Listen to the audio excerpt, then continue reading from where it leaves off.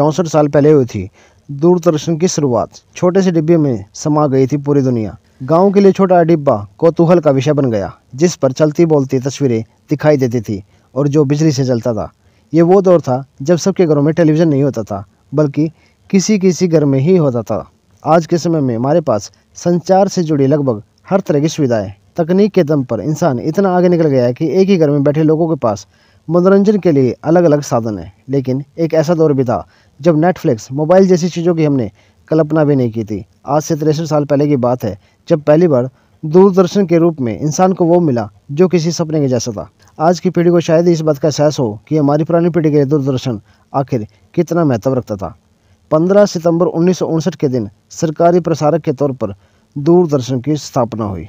छत पर लगने वाला टेलीविजन का एंटीना मानो प्रतिष्ठा का प्रतीक बन गया। इस सरकारी प्रसारण सेवा के महत्वपूर्ण अंग देश की कला और संस्कृति से जुड़े वो कार्यक्रम थे जो लोगों के लिए प्रसारित किए गए।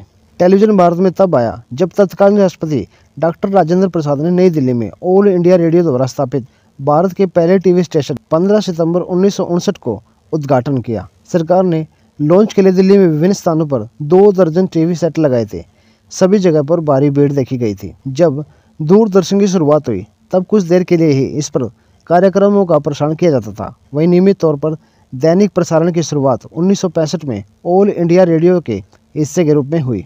ये सेवा साल 1982 में मुंबई और अमृतसर तक विस्तारित की गई थी, जो आज के वक्त में दूर दराज के गाँव तक पहुँच गई है। वहीं राष्ट्रीय प्रसारण की बात करें तो इसकी शुरुआत 1982 में हुई। इसी साल दूरदर्शन का स्वरूप रंगीन हो गया। पहले यह ब्लैक एंड व्हाइट हुआ करता था। ये वो दौर था जब लोग सिनेमा के पर्दे पर लोगों को चलते फिरते देखकर हैरान हुआ करते थे।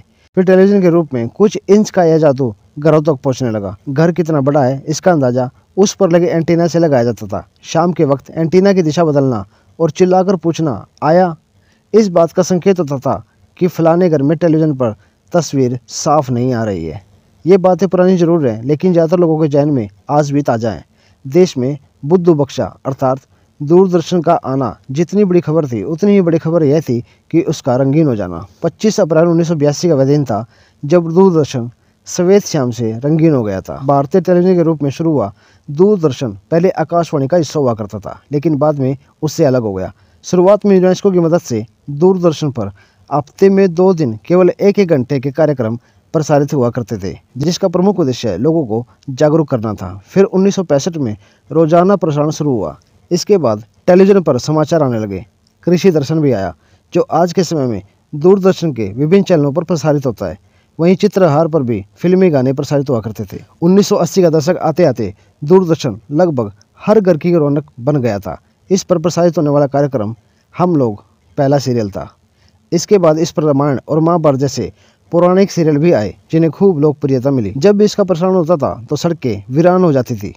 आज बेशक मनोरंजन के तमाम साधन और दुनिया भर के चैनलों की बाढ़ आ गई हो, लेकिन जब भी भारत में टेलीविज़न के इतिहास का जिक्र होगा तब गर्व के साथ दूरदर्शन केंद्र में खड़ा दिखाई देगा।